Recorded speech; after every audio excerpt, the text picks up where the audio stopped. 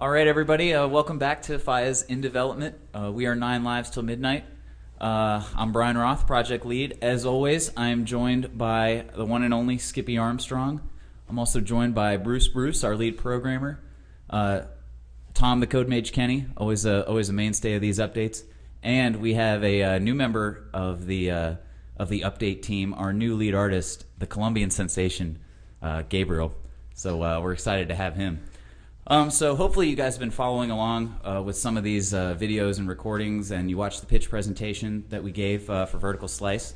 The fact that we're recording this right now tells you that we made it through, so that's something we're really excited about. The goal for that Vertical Slice was to show a part of the game, the gameplay aspect of our game, as something really solid. The goal was to build a foundation that we could now build on, and the plan now is to build on it. To make that happen, we had to make some tough decisions about the overall direction of our game. I'm pleased to report that we've chosen to go the full emergence route.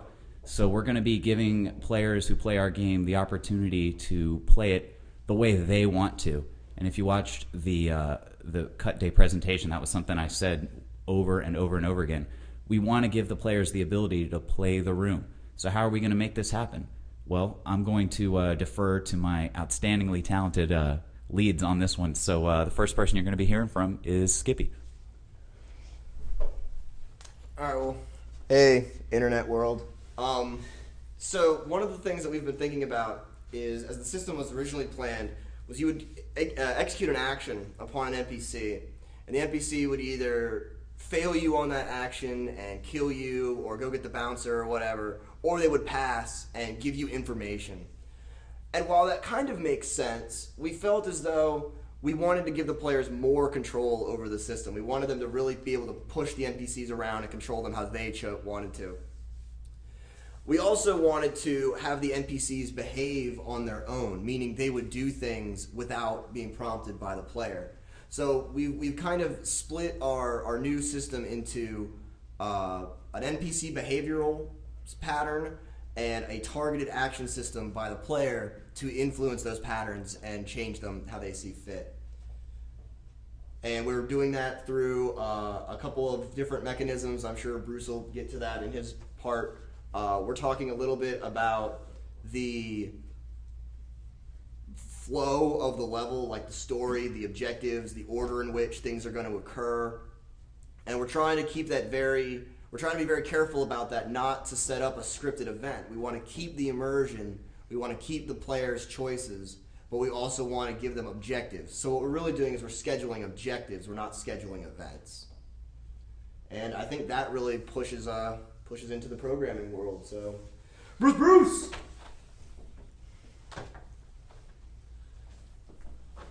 What we're trying to do here is to take something like The Sims, where you have all these NPCs that are sort of walking around obeying their own desires.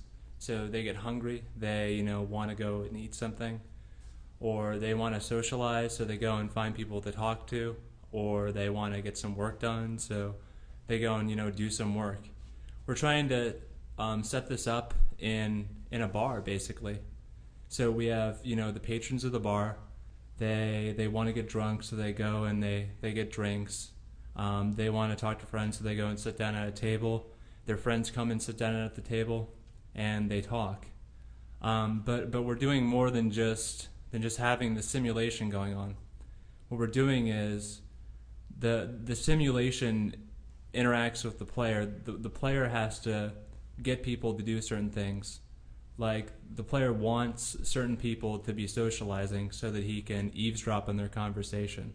So one puzzle that the player might have is he needs to get a guy, call him Snags or something, to sit down and talk to another NPC like Crumbs.